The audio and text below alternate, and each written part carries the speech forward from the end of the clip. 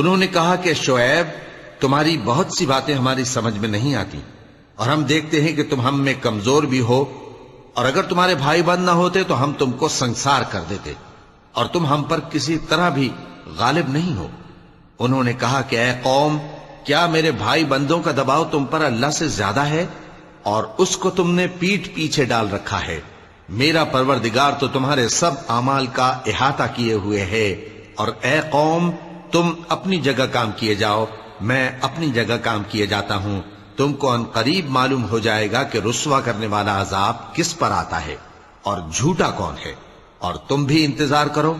میں بھی تمہارے ساتھ انتظار کرتا ہوں۔ اور جب ہمارا حکم آ پہنچا تو ہم نے شعیب کو اور جو لوگ ان کے ساتھ ایمان لائے تھے ان کو تو اپنی رحمت سے بچا لیا، اور جو ظالم تھے ان کو چنگھاڑ نے آ دبوچا، تو وہ اپنے گھروں میں اوندھے پڑے رہ گئے، گویا ان میں کبھی بسے ہی نہ تھے۔ سن رکھو کہ مدین پر ویسی ہی پھٹکار ہے جیسی سمود پر پھٹکار تھی۔